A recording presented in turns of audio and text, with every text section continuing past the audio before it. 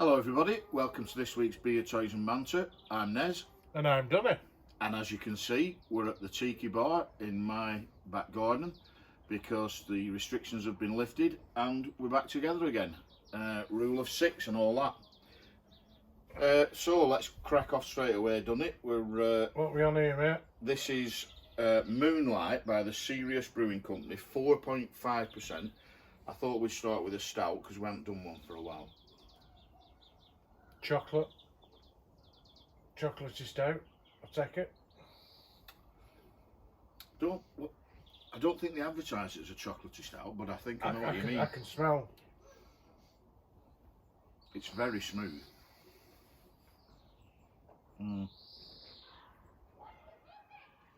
I see what you mean. You can definitely smell and taste a bit of chocolate in there. Yeah. And I have to say, it's lovely to be able to taste cask beer again. So this is thanks to our friends at Casked in Rottenstall. Hopefully we'll get to be up there soon, mate. Looking forward to getting back there. In fact, next Monday, outdoor hospitality opens, and I think we should pay them a little visit. Try a couple of beers. Be rude not to. Most definitely. So what do you think to that?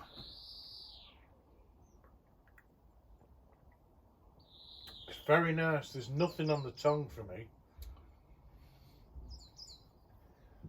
Going in, it's nice. There's no aftertaste. It does taste very weak. The aftertaste of It's it. 4.5. It's not a strong stout. It's not a an imperial stout or anything like that. Do you know what I mean? Though? There's no. I think if you're going to compare it to like a hoppy IPA or something like that, I get Yeah. it. But I actually like it. I think it's very palatable. And It's very smooth. At 4.5%, you could down a few of these.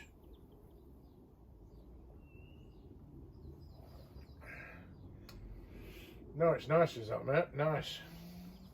And it's got a nice bitter aftertaste, if you like your bitters. Yeah. Yeah. So what's that? Moonlight by the Serious Brewing Company, 4.5%.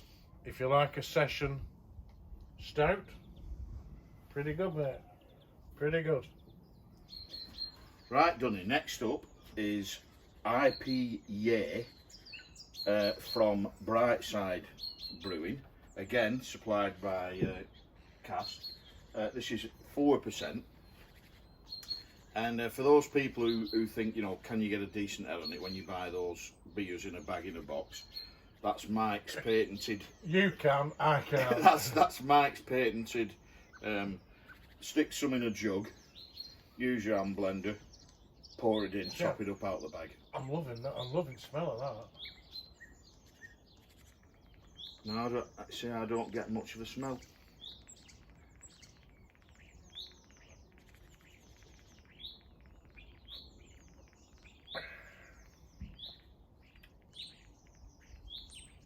Yeah, pleasant. See, it's pleasant enough, and maybe we should have gone with the IPA before the stout, but I feel what you felt about that stout. It's a bit bland on the tongue. No, I think that's There's definitely a few hops coming through, and again, that's got a bitter aftertaste. I'm going Cascade. You think there's Cascade in there? That's impressive, that. If that's right, that is impressive. Cascade Chinook. I'm going for. If you're right, mate, that is very, very impressive. I won't be. No, it's a nice beer. I can't fault it, mate. I can't. It's just good to be having a beer, isn't it? It's I'll be honest with you, mate, that's growing on me. The more of it I drink, the better that gets. There's definitely a bitter aftertaste. Let's face it, that's usually how it is, isn't it? Most beers are like that. No, but you know what I mean. It's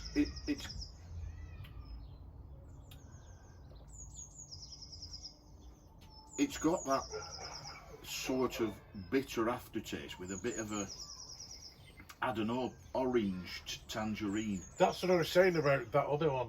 It needed great beer, really smooth. Bearing in mind it's a stout at 4.5. You know, so you've got to give it that. I have to say that I was probably going to pick the stout as my favourite, but the further down this glass I get of this is a nice cask IPA. This. It's very pleasant. I'll tell you what it reminds me of. That one we had in Wales.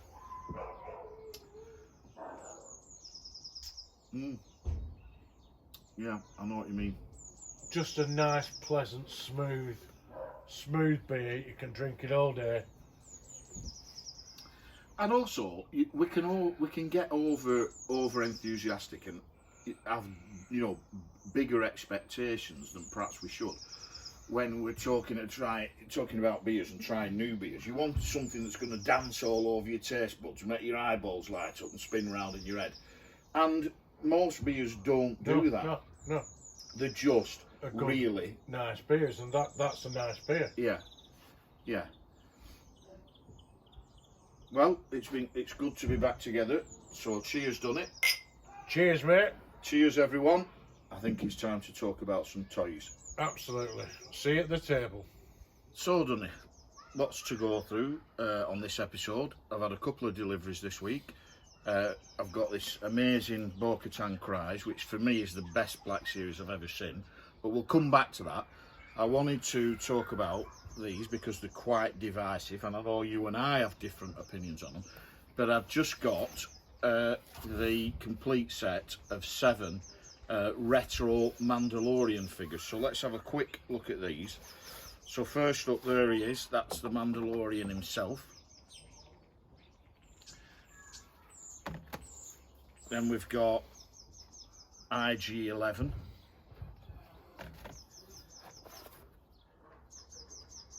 Queel. Great little figure. Controversially, Cara Dune is in this wave. The child with his pram.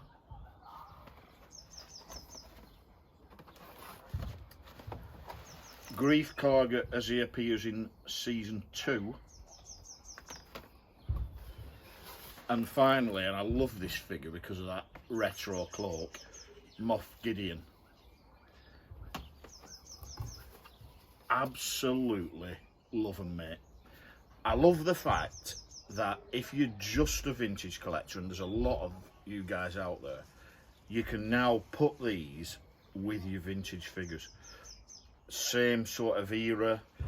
I can imagine the Cantina playset full of these figures. How is it same kind of era? It's set at that time. It's just after Return of the Jedi.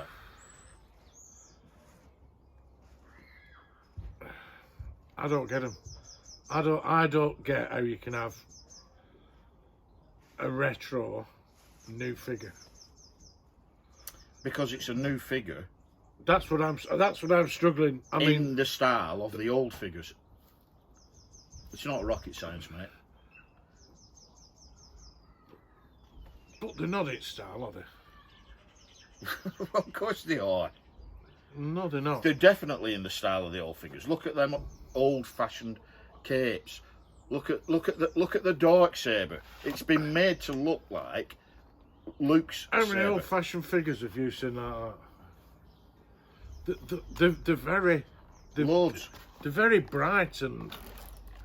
So, Bosk, for example, that's not a retro figure because he's very bright. And I know I am talking absolute rubbish because I will buy a set. They're just like the vintage figures to me. Just like the vintage figures. No. How you say that's not like a vintage figure? You could actually make that figure using, you know, a vintage parts. Vader's cape, Vader's body, Lando's head, and there you've got yourself a Moff Gideon. Paint a a Luke Jedi Saber Grey. There's your dark saber. They're just fantastic. Now, here's the issue for me. Where do I display them? Do I actually put them with my vintage figures? Well, no. Or do I put them... And I mean, by vintage, what we mean here is actual old figures, not the current line of new figures that are being called vintage. Do we put them with our old figures, or do I put them with my Mandalorian figures? I'll figure that out. It doesn't really matter. Do I open them? Do I leave them on the cards? I've got all my other retro figures on the cards because I don't know what to do with them either. These are more exciting to me than the first two waves, because the first two waves are straight copies. If you like, they're repros, the first two waves. These are figures that haven't been made yet until now, and so they're brand new figures in the retro style. I love them. I'm struggling with him. I really am struggling with him. I'm struggling at the fact that, to me, they're not in... I understand what you're saying about the retro, and, you know, that's Ben's cape, Vader's cape, and the saber, but they don't look retro. They don't look vintage. I don't know. What would they have to do to them for you to appear vintage? Because they all look vintage to me. No, I mean, that's a great little figure, but it doesn't look vintage to me. It looks exactly like the old Ugnaught. Well, for a change, Mr. Nez, we'll be disagreeing. But I will buy him. If you look at this. You don't see modern figures with how they've attached the legs to the torso. That's definitely a vintage thing. I understand that side of it, but... So what else is it that's not retro about it? The two bright, the two colourful for me. So Bosk isn't a vintage figure then? Because No. he's bright and colourful. Yeah. Walrus Man. Greedo. I think we've exposed that once again you're talking out your backside. No. And like I've said, I will buy him, mate. I will buy him. I'm putting them away. They definitely don't deserve to be ripped apart the way you're ripping them apart, because they are beautiful. And easily one of the best additions to my collection this year. Like I said, just exactly how I'm going to display them needs figuring out, but I'll figure it out. Talking of amazing things. No, being this added to excites collection, me. This Bo-Katan Cries is just incredible. And as soon as they said they were, releasing this, I went straight on to Collector's Den and put a pre-order in. I'm not a big fan of pre-orders. I want to go in a store and have a look round and pick some stuff out, like the good old days. But it seems to be the way the market's going, and so that's what you've got to do. First thing to say is the photo reel head. I don't know if the camera can pick that up. Of Katie Sackhoff is just incredible. Just incredible. Full articulation, like you would expect from the Black Series. The way that her costume's put together is beautiful. There's her backpack. Fits on nice and tidy. You did that a bit quicker than that one I did last week. Well, that's because I'm a professional. Yeah, it is, mate. There's your lid. Look at that for a Mando. That is absolutely beautiful. And then, of course, you've got your two little blaster pistols, which are going to be difficult to get out. There you go, there's one. And there's the other one. Now, they're harder than I expected. I thought they were going to be like rubbery. So let's put those in our hands.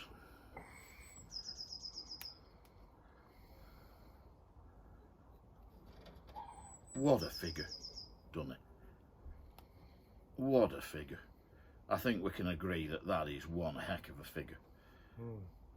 The Black Series for me Take her arm off again. just get better and better. That's pretty cool, isn't it? It's stunning. How do you display her? Helmet on, helmet off. Guns in their holster, guns in her hands, maybe one gun holding her helmet. I don't know. I'll figure it all out later. I'd be helmet off, me. I think it has to be helmet off Because in a lot of it, she's got her helmet off, hasn't she? And also, the facial sculpt is that good. Yeah. I think it's got to be. And again, I know we've mentioned it before. I love the fact that now Hasbro are thinking about the environment. The plastic bit comes away from that, whereas before it used to be glued in, you couldn't separate it. And there you go, that was in the plastic recycling bin, that was in the cardboard. But also, if you want to get it out and then put it back in your packaging, yep, like I did last week with that fet, you can do it. Yep. The packaging's great. When you see them all stacked together with the designs on the side, they're great. And we've said this before, that you know, I'm very critical of Hasbro, but credit where it's due, that and these is Hasbro at the best. Absolutely at the best. That, faultless, superb product. This, they're incredible. Absolutely amazing. Weapons done in the vintage style. Figures, capes, all done in the vintage style. It's just phenomenal. So, that could be that. You could display that next to your vintage fet all day long. So what we're going to have soon, we're going to have new vintage, retro, vintage, new vintage figures. Well, funny you should ask, Donny, because we're going to find out at 4 o'clock today, because it's PulseCon. PulseCon. We're recording this on a Friday, so it's PulseCon this afternoon at 4 o'clock. By the time this goes out to you, when Donny's done all his magical editing on it and everything, everybody will be already be aware of what they're going to put out there in the next few waves of toys. But I'm looking forward to it. Do I think there's going to be much new stuff there? No, but I'm quite cynical. I hope there is, but I think they've started off on a negative for me, because it's which one of these toys that have already been put out do you want us to put out again? I'm fairly sure. And they've backed a few not great toys against Ahsoka. So you know Ahsoka's going to win it. Yeah, it's a bit like, would you like to drink this beer, Donny, or this petrol? Yeah. Although I have to say, the Republic Trooper could sneak through, but I think you're right. I think it'll be Ahsoka. I think it's more a case of they've got X amount of millions for Ahsoka somewhere. Let's rebrand it and let them in. No, they're not even rebranding it. It's coming back out on the vintage card that it's been out on before. But there'll be something on the card, special limited, shiny copy. No, I don't even think they'll do. Or maybe fans' choice. Yeah. Yeah, fans' choice. Yeah. And we'll buy it. Yeah. Because we like that. Yeah. So, what are you going to talk about? That's great. So, I'm going to talk about these. Anything to do with Galaxy's Edge, we love, don't we? Even though I haven't been there yet. Yeah, all right. I weren't going to bring that up. So I thought this is the full set of the droids, which I've got, and you've helped me finish off. So basically, I'm just going to open one. You've got, what have you got? You've got a red R2 unit. You've got the orange and brown, or is it black? No, it's orange and black. My colour blindness. Before you move on, interesting that first R2, you actually get an R5 head with it, so you can switch it to an R5 unit. Yeah, they're great. There's the red and the black BB units. The black one's got the black head, the red one's got the white head. They're just, again, 2 more BB units. So you've got the blue one and the white one with the orange detail. You've got another with the 2 BB units, so that's the white one with the black, and it's like a pink, a fuchsia colour with the black.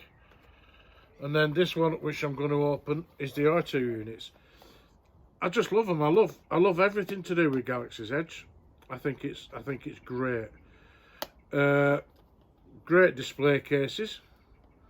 I'm going to keep these in the cases for now.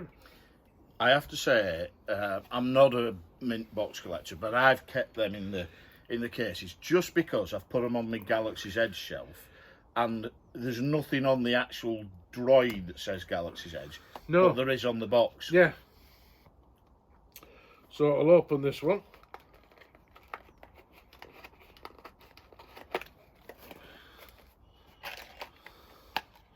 So like I said, this is the full set, the full 6. Oh, I've written that one.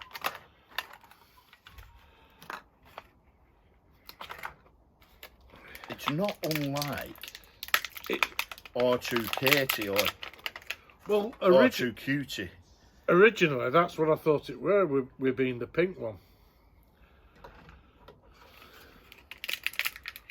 But, you know, I agree with you. Having them like that, you don't know they're any different. The thing is, I thought that might have... Oh, it does move a bit. But they're great. Who doesn't love an R2 unit? Oh, can I just have a look? Yeah, the Builder Droid pieces, aren't they? So, nice, yeah, that's... So if you're a Builder Droid collector, I think that's a must-have. But interesting to see if that drinks tray goes on. You know, yeah, when it's in a 3-legged position. Oh, that's really good. I like that. That's getting me excited, and I might have to buy another one now to open it. Well, I need another one because I've ripped the packaging on that one. But no, they're just great. And like I said, I love anything to do with Galaxy's Edge. I especially love the packaging. I especially love actually getting there. That'd be great. Can I just say for the record, mate, it is wonderful when you get there. I'm sure it is, and lots of people told me, and I've seen lots of pictures, but I just need to go and check that out for myself. Well, hopefully soon, mate, hopefully. Well, it's booked, it's just whether we're allowed to go. So, that's mine. As you see, it's got the full set. It's just a great little addition. And a great little addition to the Galaxy's Edge shelf. Nice, mate. Really, really good. And I like the fact that, you know, where the BB-8 units are considerably smaller than an R2 or an R5, you get 2. So, you know, each little pack, whether it's an R2 or 2 BB-8s, it's really... It's like you said, with, is it that one? That one you get, you know, you get the R2 unit and you get the R5 head in it. So again, you can swap them over.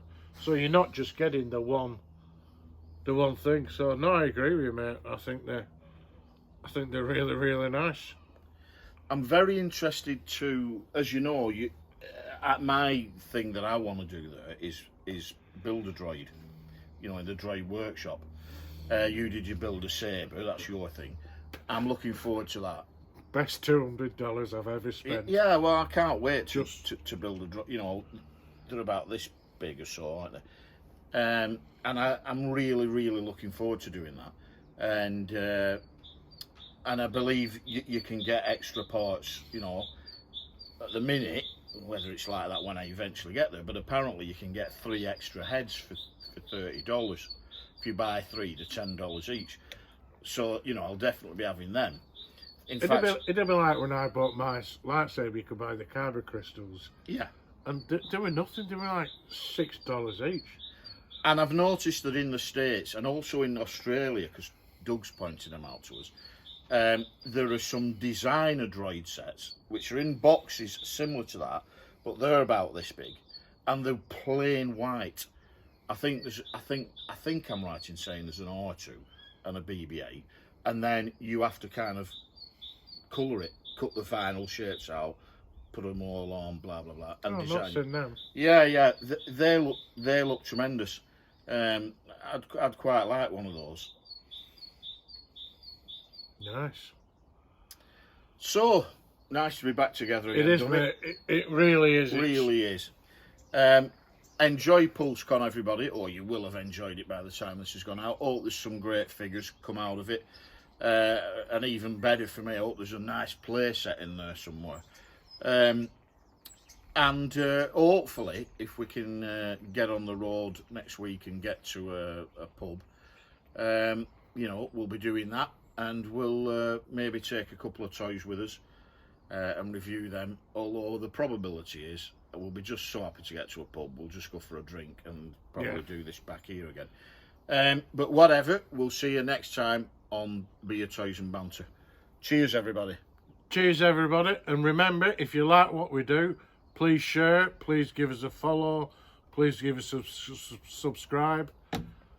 Easy for you to say. Yeah, no, it wasn't me. See you next time. See you next time.